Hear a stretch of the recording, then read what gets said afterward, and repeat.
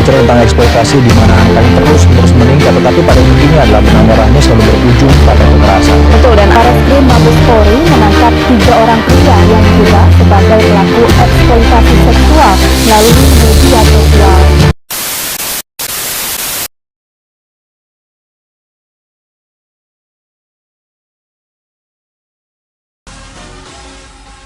Namanya Rani. Usianya baru 8 tahun. Di layar, dia menari lincah. Ribuan mata menonton, ribuan jempol menyukai. Tapi, di balik setiap gerakan itu, ada pertanyaan yang tak pernah terdengar. Apakah ia menari karena senang? Atau karena dunia maya yang memintanya terus bergerak?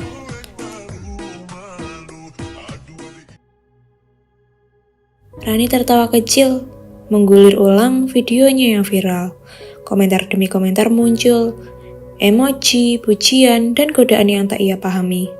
Dengan polos, ia mengetuk tanda hati, menyukai komentar yang seharusnya tak pernah ada. Baginya, ini semua cuma permainan. Tapi, bagi mereka yang menonton, mengincar, dan diam-diam mengganggu, ini adalah kesempatan. Hari berganti. Notifikasi baru muncul di layar handphone Rani. Bangkul 88. Sebuah nama asing tapi ramah. Awalnya hanya sapa, lalu pujian, lalu permintaan, dan Rani mengira itu hal biasa. Rani terus bertukar pesan dengan akun anonim tersebut. Sampai akhirnya akun tersebut meminta Rani mengirimkan sebuah foto.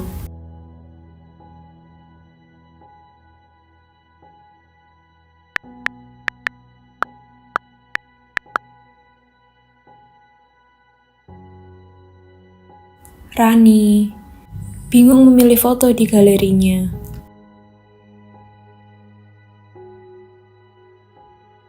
Satu foto dikirim, balasannya pujian yang bukan untuk anak seusianya. Rani membaca pesan itu, matanya berbinar, wajahnya merah merona. Ia tersenyum kecil, salah tingkah. Tak tahu bahwa kata-kata itu bukan pujian biasa. Baginya, itu perhatian. Bagi sang pengirim, itu pemburuan. Percakapan mereka tak berhenti di kotak pesan. Akun Bangkul 88 meminta nomor WhatsApp, dan Rani memberikannya tanpa curiga. Di ruang obrolan yang lebih pribadi, godaan jadi lebih berani. Bisa kirim foto lagi, tapi yang lebih terbuka. Ya, Rani diam, bingung, tak nyaman. Ia menolak. Tapi, datang satu pesan baru. Abang bisa transfer. Buat jajan Rani, 50.000, 100.000, lebih. Kalau Rani mau. Di tempat lain, seseorang sedang tersenyum. Pesan masuk lagi. Dari Bangkul 88. Katanya, seksi banget. Berpura-pura pujian, tapi kata-katanya menyusup, menjijikan, merusak.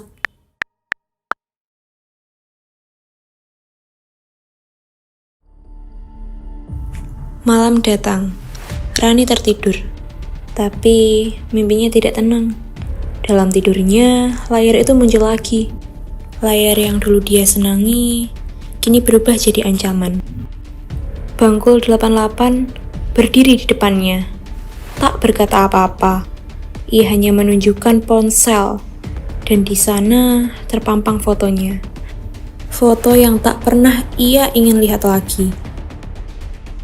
Dan Bangkul 88 hanya tersenyum lagi. Dengan puas, dengan dingin, Rani berlari.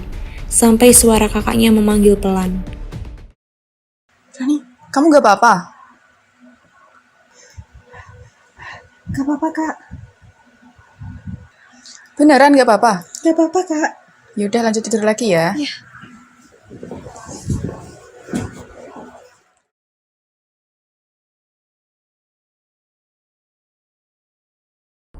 Kakaknya melangkah keluar dari kamar Rani.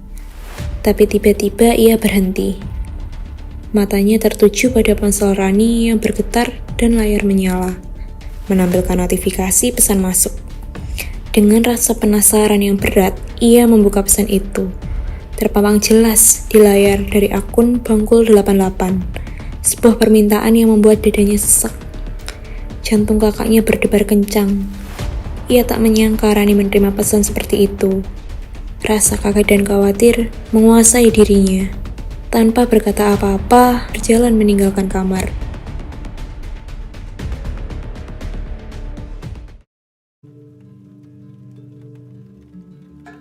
Rani. Kenapa, Kak? Sini, duduk sini dulu. Kakak mau tanya. Kakak mau nanya sesuatu ke kamu. Apa? Ini siapa? Gak tahu? Bukan siapa-siapa. Gak mungkin gak kenal. Orang ini aja bilangnya kirim pap lagi, berarti kan kamu udah pernah kirim foto sebelumnya. Rani tetap kekeh kalau ia tidak kenal dengan pemilik nomor tersebut.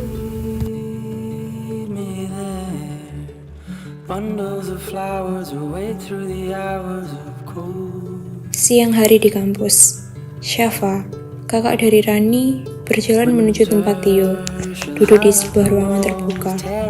Tio, yang dikenal sebagai anak IT di kampus, sedang asik mengotak-atik laptopnya. Kenapa? Adikku lagi kena masalah nih kayaknya. Masalah? Aku tadi itu habis mergokin HP-nya adikku. Terus kamu tahu nggak apa isinya? Apa? Syafa menceritakan semua yang dialami adiknya kepada Tio. Tio sampai syok mendengarnya, seakan tidak percaya.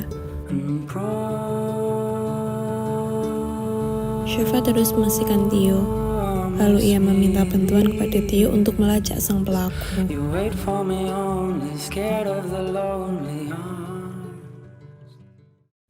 Tio membuka laptopnya. Jari-jarinya cekatan menari di atas keyboard. Layar laptopnya menampilkan kode-kode dan grafik rumit. Tanda pelacakan sedang berjalan. Ketemu gak yo? Nah, ketemu nih. Mau diapain? Rencana aku sih habis ini mau aku laporin ke pihak berwajib. Gimana menurutmu? Iya, laporin aja biar cepet ketangkep pelakunya.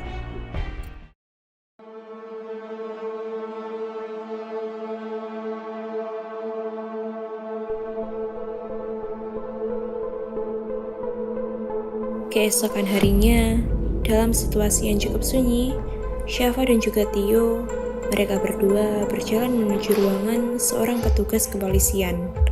Mereka masuk ke dalam kantor polisi dan menemui seorang petugas yang bertugas menerima laporan. Kenapa kalian sini? Jadi gini Pak, adik saya tuh lagi kena kasus itu sih eksploitasi anak. Tadi saya ngepokin HP-nya, ada nomor gak dikenal, minta kirim foto yang gak senonoh, di situ dikasih imbalan. Mau ditanya gitu sih katanya.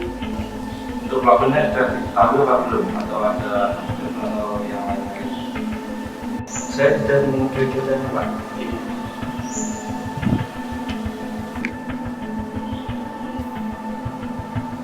Oke, nanti berarti kalian serahkan ke saya semua. Nanti saya segera tindak lanjuti. Baik, Pak. Jadi Pak, kalau begitu terima kasih. Kita pamit. Terima kasih ya. Ya, sama-sama.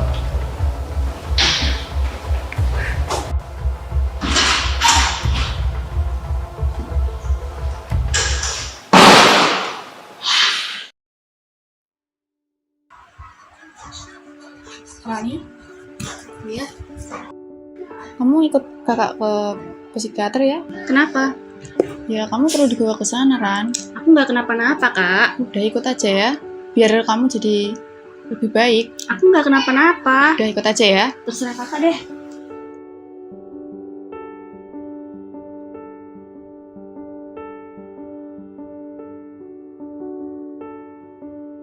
Hari itu tiba.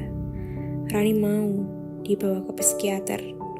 Di ruang yang sunyi dengan cahaya hangat, Rani duduk, tak banyak bicara. Tapi untuk pertama kalinya, ia merasa mungkin ia tak sendiri.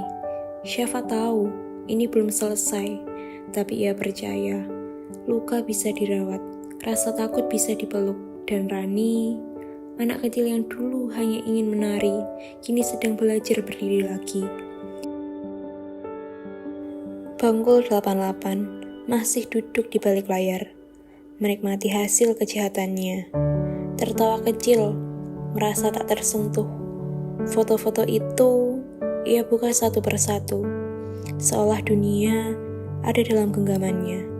Tapi dari luar, dunia yang sebenarnya sedang mendekat. Bukan notifikasi, bukan pesan baru, tapi langkah berat. Tidak ada pintu yang diketuk, tidak ada aba-aba, hanya teriakan minta ampun. Tangan yang dipegang erat dan tubuh dipaksa jalan. Dan Bangkul 88, si penebar ancaman, tak punya sinyal lagi. Kami dari pihak kepolisian telah menangkap pelaku dengan inisial MD dengan kasus eksploitasi anak yang menggunakan akun TikTok dengan nama Bangkul 88.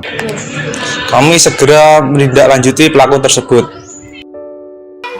Rani kembali muncul di layar, tapi bukan lagi dengan joget, bukan dengan tawa kosong yang dulu ia paksakan. Kali ini, Rani punya pesan. Ia bicara tentang eksploitasi digital, tentang luka yang pernah ia rasa. Ia bicara untuk anak-anak yang belum tahu caranya bilang tidak, untuk mereka yang merasa sendiri. Seperti ia dulu, Rani tahu ia tak bisa mengubah masa lalunya, tapi ia bisa memilih untuk menyelamatkan masa depan anak-anak lain.